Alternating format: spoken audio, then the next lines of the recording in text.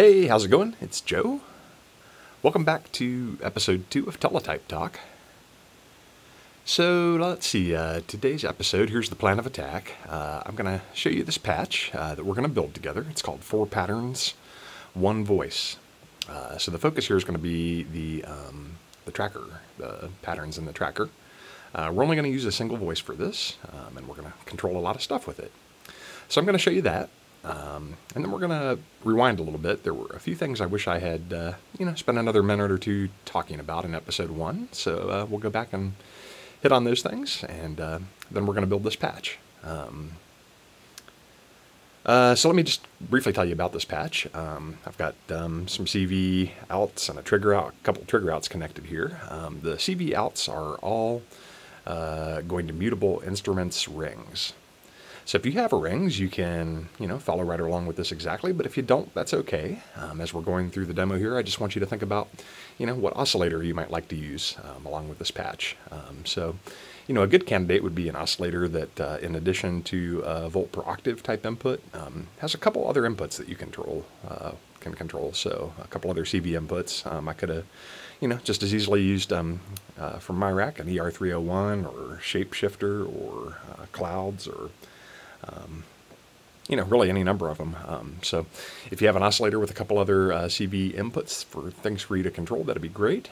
If you don't, just, build some other patch. Maybe use a regular oscillator without that many inputs, but, maybe hook it up to a filter that you have some controls on so that, there are a few things to control. So think about that as we're going through it. This is called 4 Patterns, 1 Voice. So let me start it up here. I got to tell you, I meant to turn the camera on like an hour ago, and this patch has just been like so stupid fun to play with that I kind of got lost in time and space here. Anyway, let me show it to you. I'm going to turn the Metronome on, and this uses the internal Metronome. So I'll do m.active ACT Metronome active 1 and turn it on. And I'm just going to flip over to the tracker view here using my tab key. And you can see we've got 4 different trackers running here. So this first column here, the numbers in here represent pitch. So these are kind of semitone intervals of pitches that we're using. The second column indicates the kind of the length of that particular step. So that's kind of how many clock pulses we are lingering on that particular step. The third column is being sent in this case to rings brightness input, and it's kind of a positive amount. So you can see as it lands on like the number 7, we'll get a really bright kind of sound. As it lands on 0, we're going to get kind of a duller sound. And then the final column here is connected up to the ring's position input. Is that right? No, actually it's connected up to the damping input. And this one's kind of weird. It's got positive voltages coming out of the teletype because the teletype can't do negative voltages.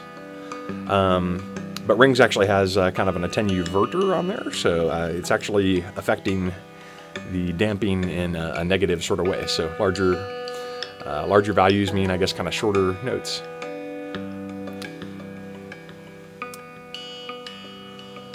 So a couple features here. We can use our keyboard to manipulate this tracker in real time and do a lot of fun things with it. So for example here, if I go over to this note column, I can, right now its starting position is 0 and its ending position is 5, but if I press my Shift S key right here, you can see I've changed the starting position to 4, and the ending position has stayed the same. So now there's just 2 note values we're kind of cycling back and forth between. And I can go down 1 here, and I can use my left and right bracket keys to kind of change the pitches.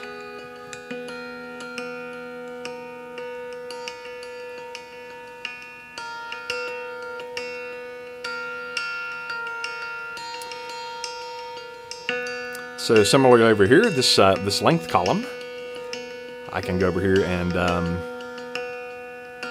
it starts right now at position 0 and ends at position 5, but if I hit my Shift E key, I'm going to change the end position on this one to 2.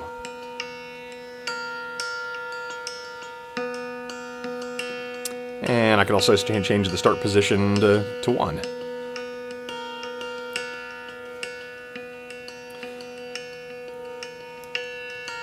So I can go through here and adjust the start and end positions of all of these different trackers.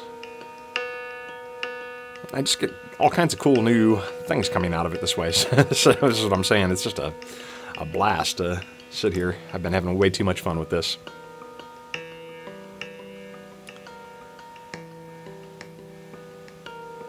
The other special feature that I've built into this patch that we're going to build up, I've got a script over here.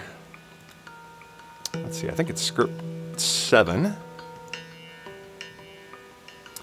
which actually is a loop script that fires off script 8, and that just basically resets all these tracker positions to 0. So if I pop back over to the tracker here, it's going to keep the start and end positions the same, but it's going to do kind of a reset to move them all back to position 1. So let's hit that key.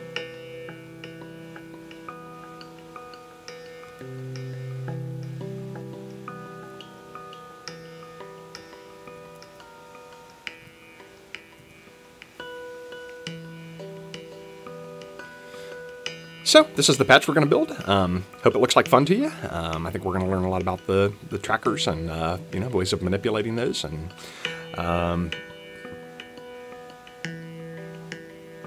yeah, I think basically that's it. So we'll pop back to a few things from episode 1, and then we'll come build this patch.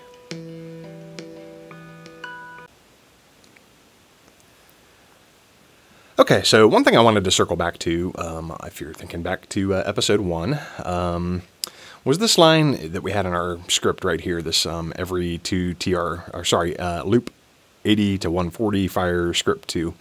And this line caused us a problem, and when we removed it, the problem went away. We didn't really talk about why very much. So down here we were calling this ratchet to fire off script 2. If we go look at script 2, what it actually does is set a probability to call script 3, and if it calls script 3, we end up setting CV1, and then setting a delay to turn it off. So it basically just acts like a trigger. We turn it on, and then 20 milliseconds later, we turn it back off. If you think about what's happening in this script, I mean, if we call this script right here, we're essentially trying to fire this trigger, or this script, up to 60 times. And each time we do that, we're kind of throwing something into the delay queue over here, 20 millisecond delay. This loop is firing extremely quickly. And so we do this, and we're setting up all these queues with delays in them, even though they're very short delays. And I think that you're only allowed to have a certain number of items in the delay queue. I don't know if it's 8 or 16 or something like that, but it's not nearly as many as we were setting up there. So I think that's really kind of what threw the entire piece off there. And then when we removed this line, everything worked fine. I had actually, to prep for this video, I had written something very close to this. It wasn't exactly the same, and there are multiple ways to, achieve the same thing on the Teletype, but this one was very close. You can see my loop counter here actually went from 100 to 1,000, so it was an even bigger range. That's probably way too big, and that line is commented out, so it doesn't ever execute. And that fired script 2, but script 2 does something different in this script. All this does is set x equal to, if the beat per minute of I, whatever that loop counter is equal to x, which is what the speed of our envelope is, then or our speed of our clock is, then we set y equal to 1. So it was doing a lot less. It wasn't really setting up these delay queues or anything like that. Let me change this to be something more reasonable here. Let's go back to, I don't know, let's do 70 to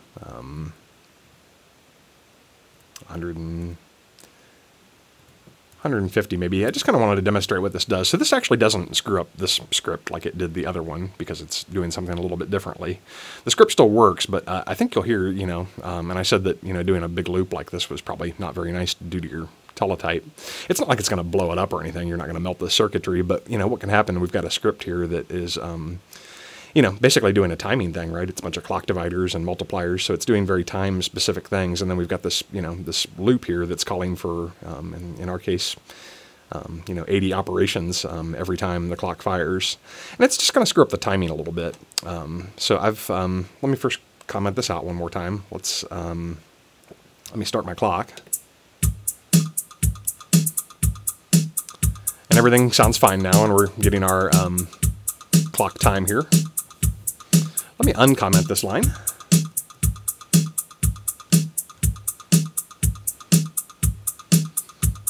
And yeah, we're getting our value of 120 here, 500 milliseconds, 120 BPM. Actually, I guess since I reduced this from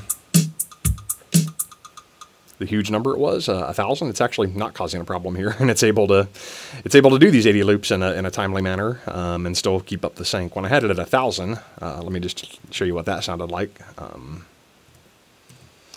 That is probably going to screw up our timing some.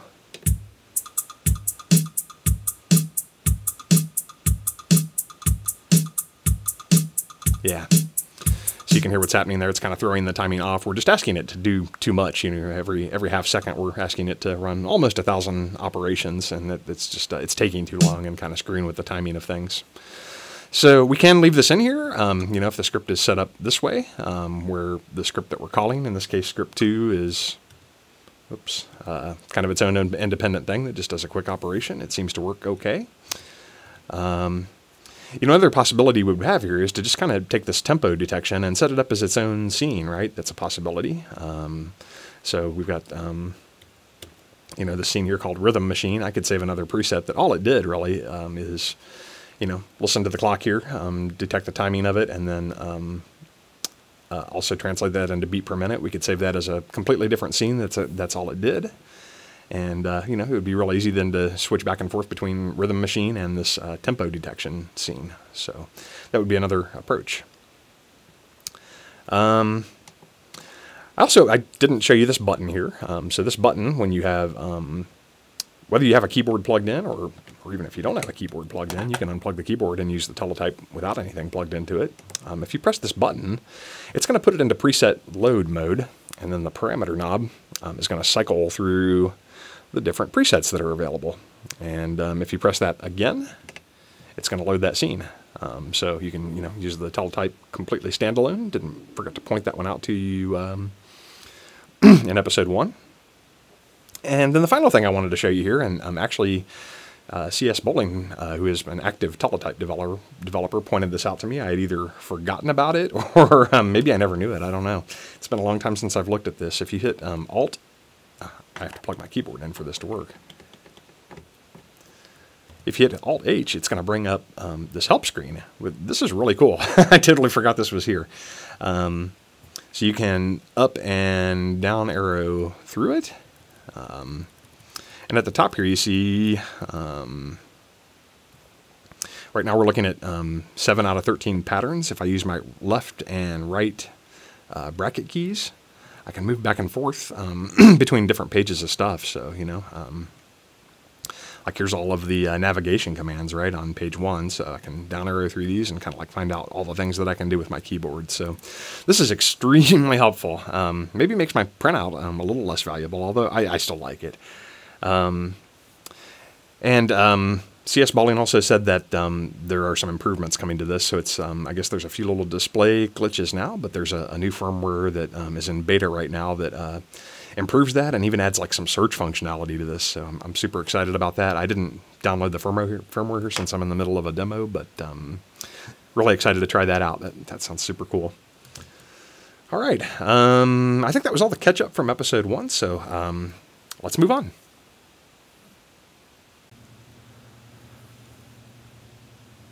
Okay, let's get to building this scene. I want to talk really quickly just about the kind of the patch that I have set up here. This trigger port 2, I've got this running over to the ER301, And on the ER301, I have a stereo clock delay. So this is basically just feeding the clock here. And I just have that to kind of thicken up the patch, since we're just kind of listening to a single voice, to make it sound, you know, a little more lush and interesting. So that's kind of an optional step, but we will be setting up a clock output on that port. The green cable here that's in trigger 1, I just have that set up. That's going over to rings, and it is hitting the strum input.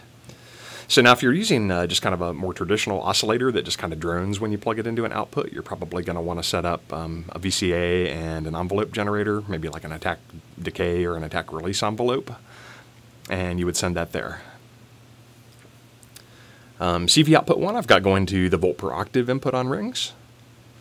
And CV2 and 3 outputs I just have going into some modulation sources on rings. I have them actually going to brightness and damping. So if you're using a different oscillator, you just want to find some other interesting things to modulate with CV outputs 2 and 3. Okay, so I've got a blank scene here. I'm just going to press enter to load it.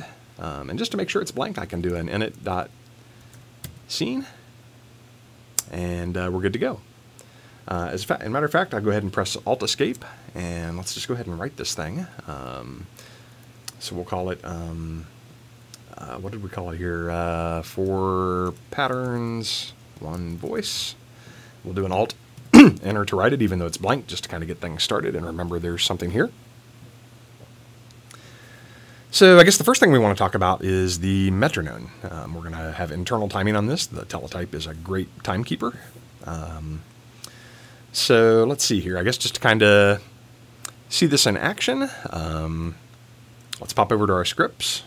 This is script 2. I'm going to left bracket back over to the metronome script, and I'm just going to do tr.pulse and number 2.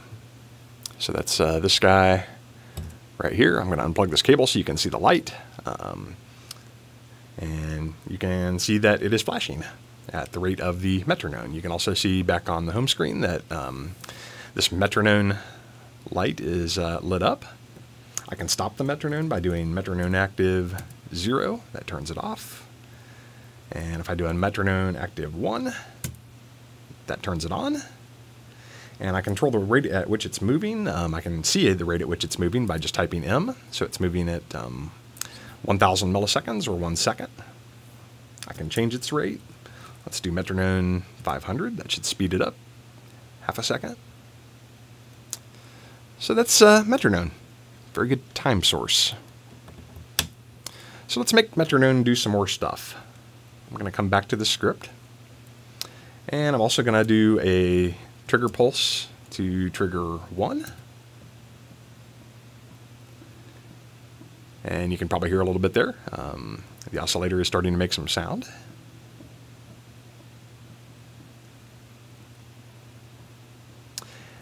And next I want to set up some patterns. So I'm going to pop over here to the pattern screen. And I'm just going to start keying some numbers in here. So these are just starting values. I'm going to put in 12 and hit enter to commit it.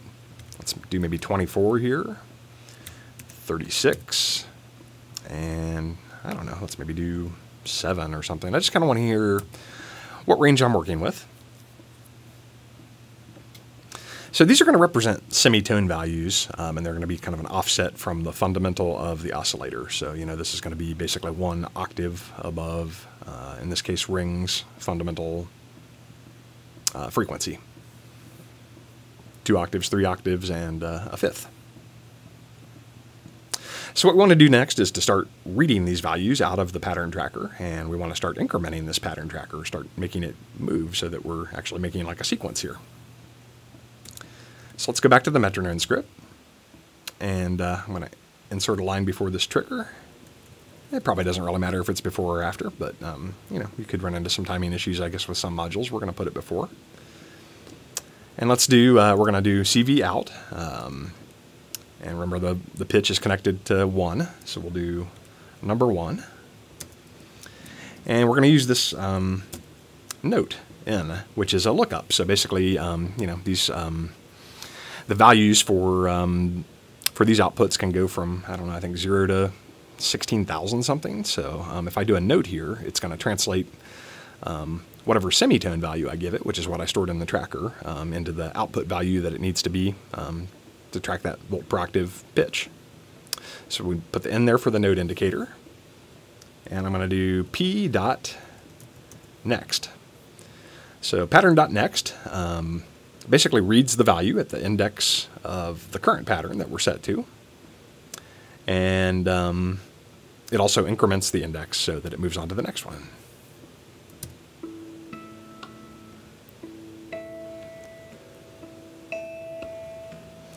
If I pop back over to the pattern screen, you can see that it has started moving. And we are setting the volt per octave equal to these offsets in semitones. So we basically just built a little sequencer. Let's add another note to it. Let's do maybe 19 here. And you can see, and in this case, when I pressed enter, because I haven't really set any length for this pattern, it automatically incremented the end value. I've got a start value of 0 and an end value of 4. So we're just kind of cycling through this pattern, which is 5 notes long. Pretty cool, huh? I can use my left and right bracket keys to change some of these values as we go.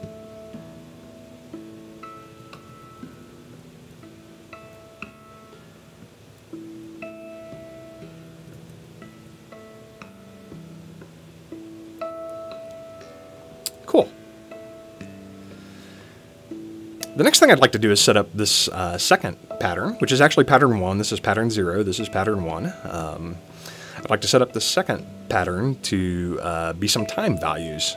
Basically how many clock pulses will we linger on the current step. So let me go ahead and put some values in here. And remember, we're setting like I said in the episode 1, these values can represent anything. It's really up to you and what you write in your scene and your scripts to find what these numbers mean. In this case, it's going to be number of clock pulses. So let's put some small values in here.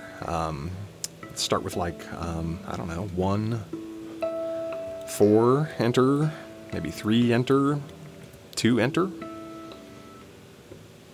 So that'll give us some values to start with.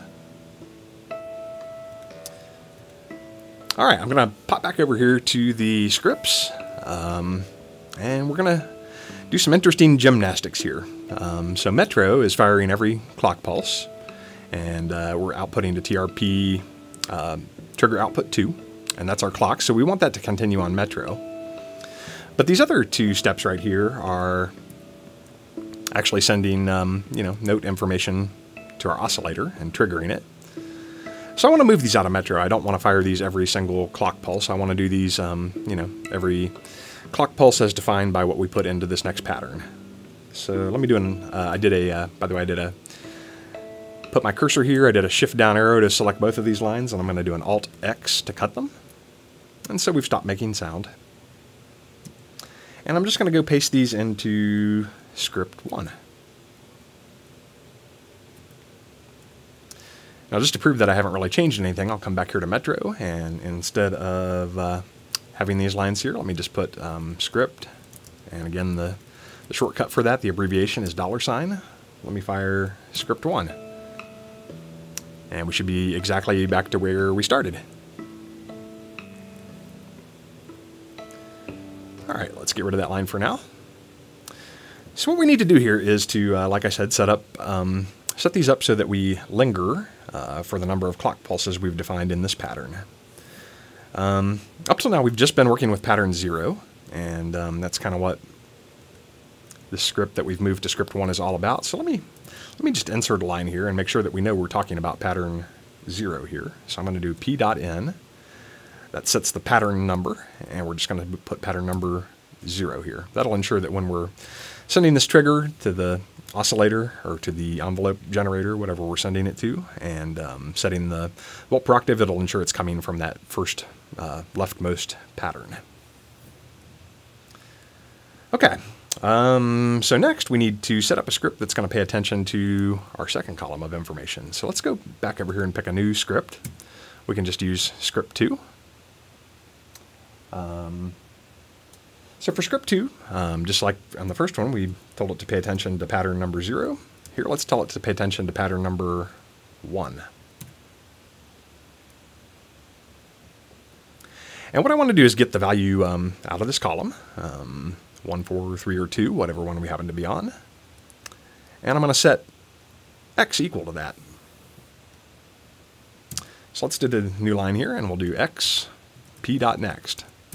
And because we're on pattern number 1, it should be grabbing from that pattern, whatever index it's on, and then incrementing that pattern's index or counter. And then finally, when we're done doing that, what I want to do is execute script 1. So we'll do that. Now nothing's happening yet because we're not ever calling script 2. And we don't want to call script 2 all the time. We do want to call it from Metro, but Metro is firing every clock pulse. What we want to do is fire this every x. And remember, x is going to be kind of equal to the number of clock pulses that we want to linger on. So we'll do every x. Let's call script 2.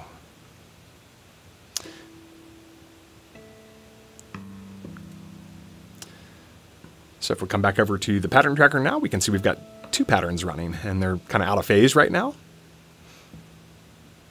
I'm going to speed the clock up a little bit just so you can kind of get a hear what's going on. Actually, maybe I just change these. Let me do both. So Metro is running at half a second right now, 500 milliseconds. Let's double that, or actually half it, I guess, to speed it up.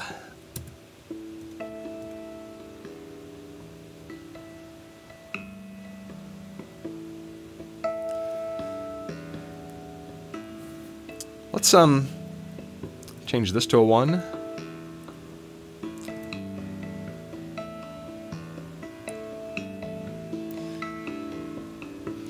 So you can see it's doing 1 clock pulse each for these. And then on this last one, it's waiting 2 clock pulses before it jumps back up to the top. So just like this one, I can add another value here. Let's maybe make, I'll hit 8 and hit enter.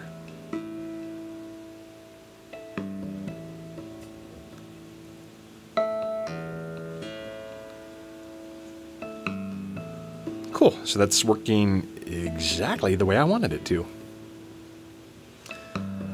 So just to kind of review, I know it might have been a little confusing what we did here, but let's just review real quick before we move on. Metro, which is running every 250 milliseconds, fires our clock output here. And then every X time it runs, it's going to fire script 2.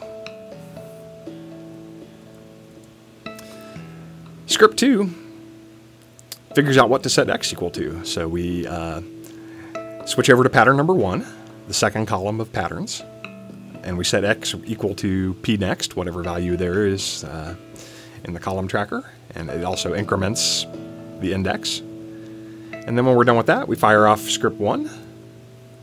Script 1 sets the pattern back to 0 and then grabs the note index out of there and fires off a trigger and sets the pitch.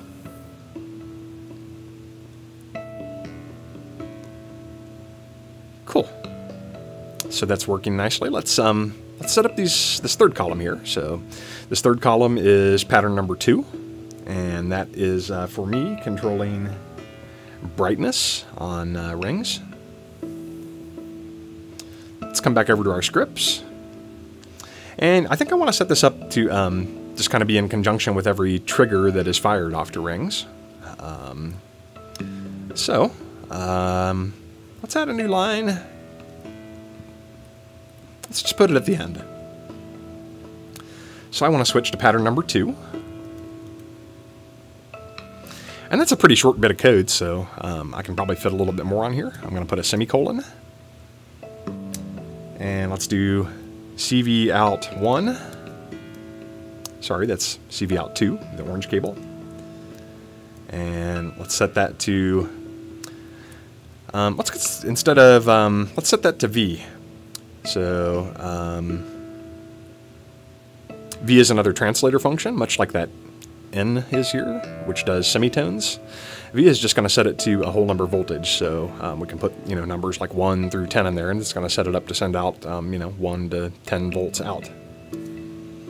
And let's grab that voltage that we're going to send out of P next, which is going to come from pattern 2. If I pop back over to the pattern tracker, there's nothing in it, it's not moving, so let's put some values in here. Let's leave that one at 0. Let's maybe set this one to 4 volts. And let's maybe do 8 volts out of here. I'm going to hit Shift End and Shift L. So that set Shift E, set my end point. The start point, I guess, was already at 0. And Shift L set my loop length to 3.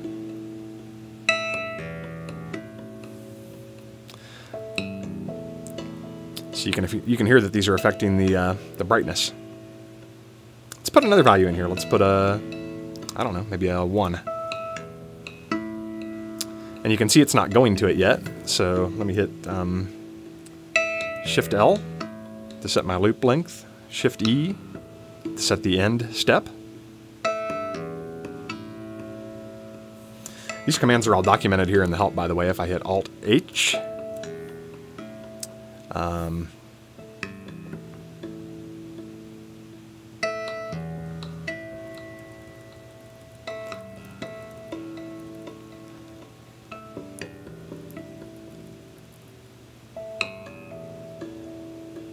you can see here are some of the pattern shortcuts. So Shift L is set length, Shift S is set start, Shift E is set end.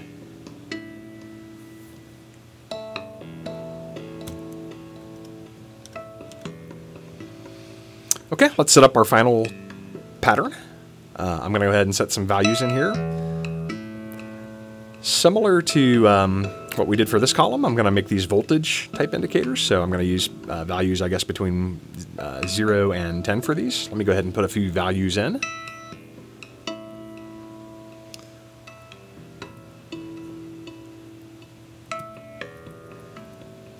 Let's do 3 and 9 and 0 and let's do 6.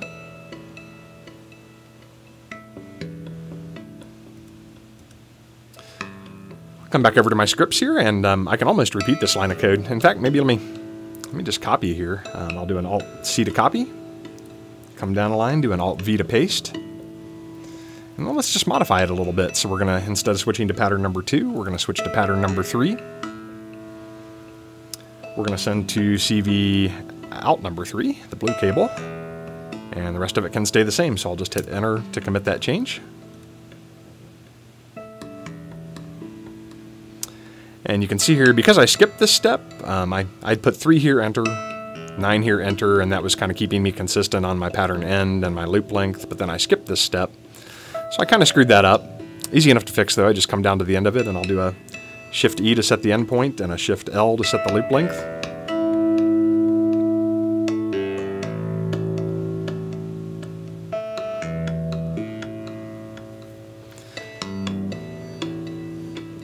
So cool. Wow. Let me turn the mixer down a little bit.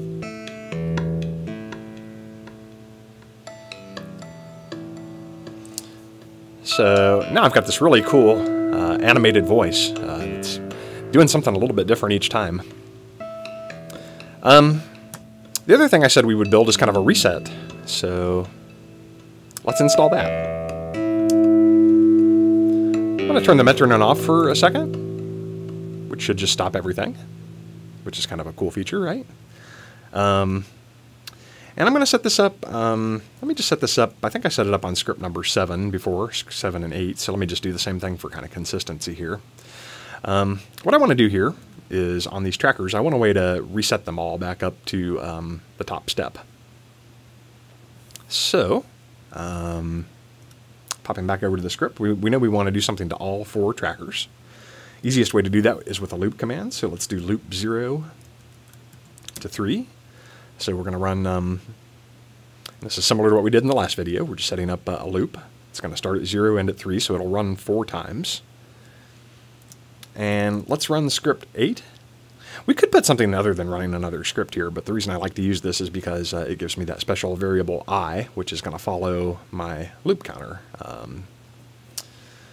So we'll run script 8, and when we run script 8, I'll have access to I, and the first time it runs, I will be 0. The next time it runs, it'll be 1, and then 2, and 3, and 4. So what we want to do here is set the pattern indexes back to the top. So let's do p.i. Actually, we need to do this for all 4 patterns. So the first thing we'll do is set which pattern we want to work with. And that's where we're going to use this I variable. So the first time this runs, it'll set it to pattern number 0, and then 1, 2, 3. And we'll do pattern.i index equal to 0.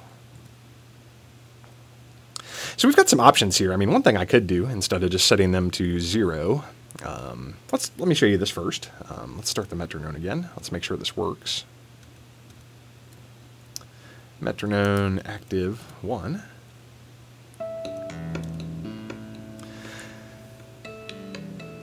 So by the way, if you don't know about this, you can hit your function keys, F1 through F10, to fire any of the scripts. I set this up on script 7, so let me hit F7. And you can see they all jump back up to the top.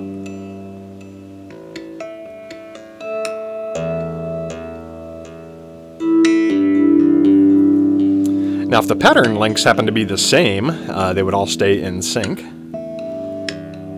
Let me set the end step here to be 4, and the end step here to be at 4. I'll hit my F7 key.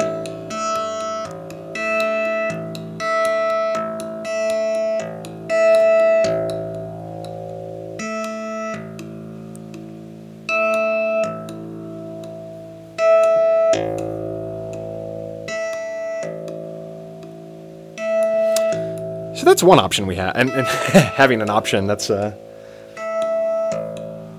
it's kind of like the understatement of the year, right? I mean, the teletype is just, completely full of options. There's an option at every line of code we type. But I'll just show you one here. So, we mentioned these patterns. I could set different start points for them as well as end points, right? So let me take this first pattern, and instead of starting it at 0, let me hit Shift S to start this at step 1. So now we have this pattern. It's really 3 steps long. Starts at 1, and then 2, and then 3. So right now, if I hit my F7 key, it's going to jump back up to the top, and then it will start to obey its parameters for start and end and length. So if instead of jumping back to the top, one thing we could do is to set it back to its start point. So let's go modify that script to do that. Instead of just jumping back to 0, let's jump to, I think it's p.start. Let's bring up the help here. We'll jump over here to the patterns page. Is it here? Oh, these are parameters. Oops. Maybe it's in variables.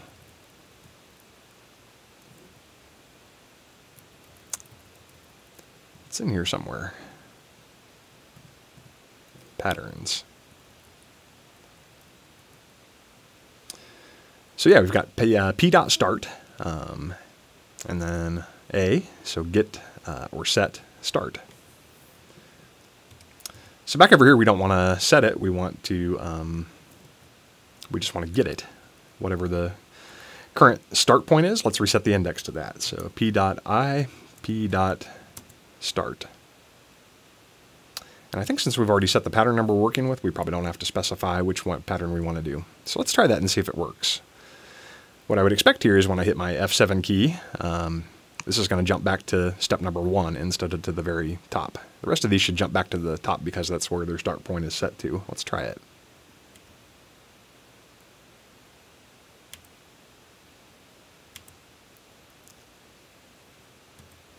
Yep, it seems to be working. So that's just another option for how we could set this up. You have lots of options.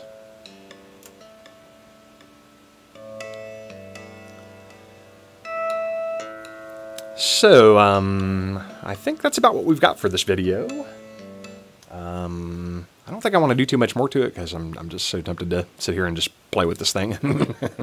Change my loop points around and, you know, get all kinds of interesting variations out of it. So, yep, I think that's all for the scene. Oh, let's save the scene. Alt Escape. And we'll hit Alt Enter to save what we've got here. That way we can call this back up anytime we like.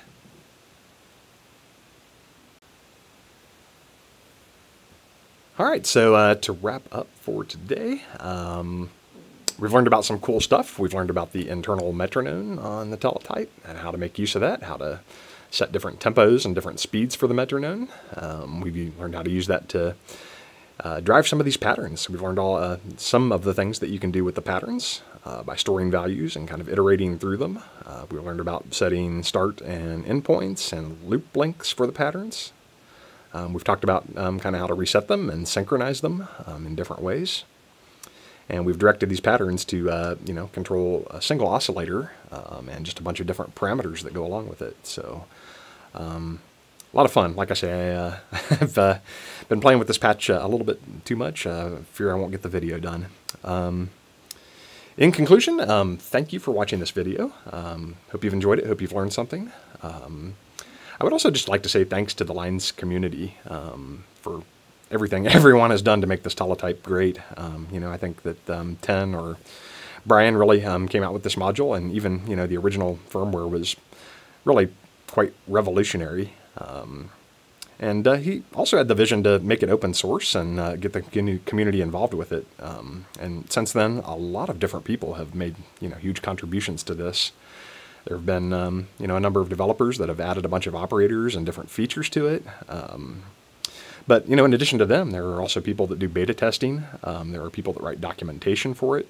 There are people that bring ideas to the table to be implemented. There are people that contribute scenes on the Teletype Patch Exchange. So there's just a whole variety of people that over the years have made this thing great. So, you know, I would encourage you to just, if you see somebody making a contribution to the Teletype, whether it's a developer or a documenter or, you know, anyone, you know, at the very least, give them a like. A lot of this is just volunteer time from people who love this device, making it better and better. And, you know, there's always something new and fun with it. So, so yeah, thank you to everyone who has made the Teletype even greater than what it was when it started. All right, I think that's it for this time. This is Joe signing off. Catch you next time.